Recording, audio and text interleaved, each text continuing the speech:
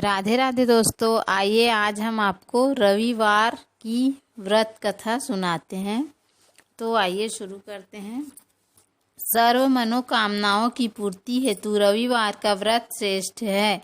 इस व्रत की विधि इस प्रकार है। प्रातः काल स्नान आदि से निवृत्त हो स्वच्छ वस्त्र धारण करें, शांत चित्त होकर परमात्मा का स्मरण करें। भोजन एक समय से अधिक नहीं करना चाहिए। भोजन तथा फलाहार सूर्य के प्रकाश रहते ही कर लेना उचित है। यदि निराहार रहने पर सूर्य छिप जाए तो दूसरे दिन सूर्योदय हो जाने पर ही अर्घ्य देने के बाद भोजन करें। व्रत के अंत में व्रत कथा सुननी चाहिए। व्रत के दिन नमकीन तेल युक्त भोजन कदापि ग्रहण न करें। इस व्रत के करने से मान सम्मान बढ़ता है तथा शत्रुओं का क्षय होता है। आँख की पीड़ा के अतिरिक्त अन्य सब पीड़ाएं दूर होती हैं। आइए कथा सुनते हैं। तो कथा इस प्रकार है। एक बुढ़िया थी। उसका नियम था प्रति रविवार को सवेरे स्नान कर आदि को कर घर को गोबर से लीप कर फिर भोजन तैयार कर भगवान को भोग लगाकर स्वयं भोजन करती थी। ऐसा व्रत करने से उसका घर अनेक प्रकार से धन धान्य से पूर्ण था। श्री हरि की कृपा से घर में किसी प्रकार का विघ्न या दुख नहीं था।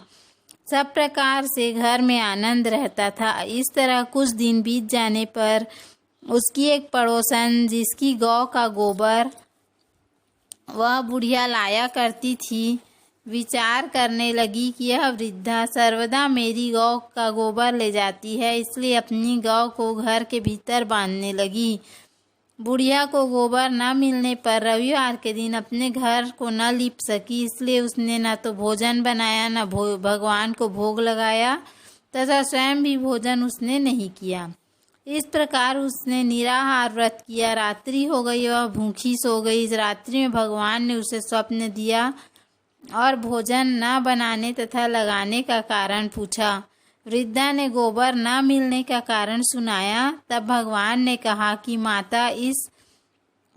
माता हम तुमको ऐसी गौ देते हैं जिससे सभी इच्छाएं पूर्ण होती हैं, क्योंकि तुम हमेशा रविवार को गौ के गोबर से लीपकर भोजन बनाकर मेरा भोग लगाकर खुद भोजन करती हो। इससे मैं खुश होकर तुमको वरदान देता हूँ। निर्धन को धन और बांझ स्त्रियों को पुत्र देकर दुखों को दूर करता हूँ तथा अंत समय में मोक्ष देता हूँ। स्वप्न में ऐसा वरदान देकर भगवान तो अंतर ध्यान हो गए और वृद्धा की आंख खुली तो वह देखती है कि आंगन में एक बहुत सुंदर गौ और बछड़ा बंधे हुए हैं। वह गाय और बछड़े को देखकर अति प्रसन्न हुई और उसको घर के बाहर बांध दिया। वहीं चारा खाने को चारा डाल दिया। जब उसकी पड़ोसन बुढ़िया ने घर के बाहर एक अति सुंदर गौ और बछड़े को देखा तो द्वेष के कारण उसका हृदय जल उठा और उसने देखा कि गाय ने सोने का गोबर किया है। वह उस गाय का गोबर ले गई और अपनी गाय का गोबर उसकी जगह पर रख गई। वह नित्य प्रति ऐसा ही करती रही और सीधी सीधी बुढ़िया को इसकी खबर होने नहीं दी।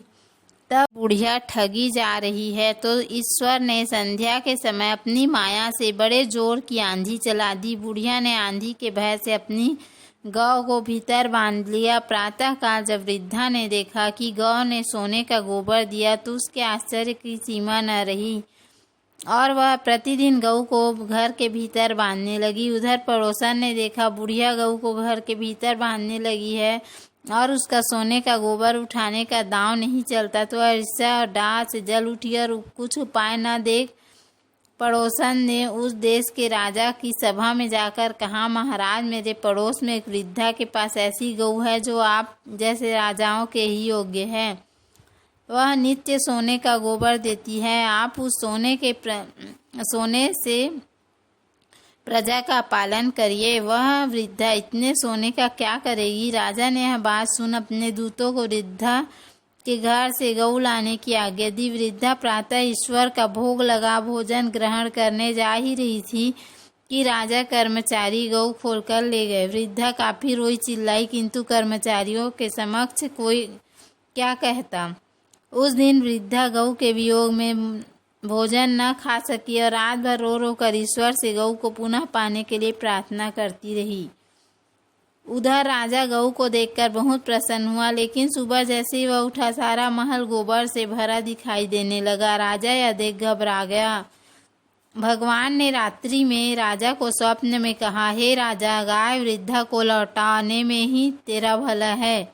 उसके रविवार के व्रत से प्रसन्न होकर मैंने उसे गाय दी थी।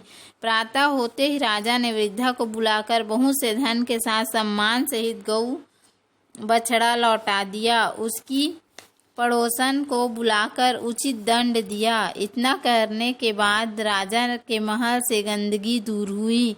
उसी दिन से राजा ने नगरवासियों को आदेश दिया कि राज्य की तथा सभी समस्त मनोकामनाओं की पूर्ति के लिए रविवार का व्रत करो।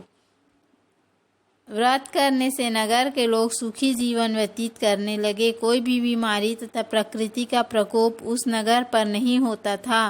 सारी प्रजा सुख से रहने लगी। बोलो सूर्य भगवान की जय।